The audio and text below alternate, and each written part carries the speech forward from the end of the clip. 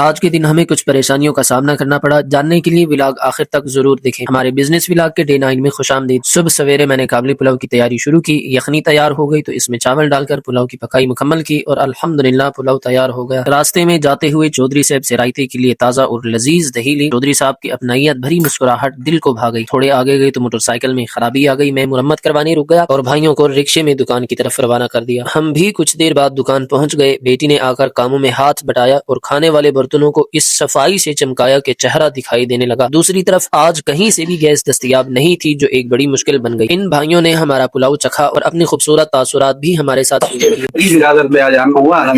دوست بھی تھے ساتھ، میری مطلب آئے ہیں کابلی پلاؤ چیک کرنے کے لیے۔ ماشاء اللہ بہت ہی اچھا ٹیسٹ تھا۔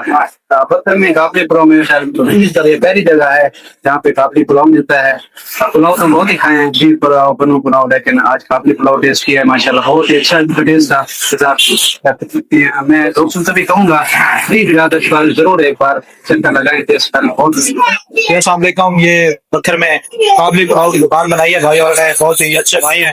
ہلٹن چوک پہ دکان ہے پری بردرز کے نام سے، بہت ہی ان کا معیار اور بہت ہی اچھا ٹیسٹ ہے، ضرور وزٹ کریں۔ رات کو جب سوپ لے کر پوائنٹ کی طرف جا رہے تھے تو موٹر سائیکل دوبارہ خراب ہو گئی اور یہ آج کا چوتھا میکینک تھا جس کے پاس جانا پڑا۔ موٹر سائیکل کا بار بار خراب ہونا اور گیس کا نہ ملنا آج کی سب سے بڑی آزمائش تھی۔ اسی وجہ سے آج چاول بھی کافی مقدار میں اور سوپ بھی توقع سے زیادہ بچ گیا، صرف ایک دن کا تھوڑا سا سودا سلف ہی لے سکے۔ لیکن بہرحال آپ احباب اپنی سپورٹ جاری رکھیں اور ہم اللہ سے اپنی امید قائم رکھیں گے، انشاءاللہ ایک روز اپنی منزل ضرور پالیں گے۔ ملتے ہیں انشاءاللہ ڈے 10 میں۔ اللہ حافظ۔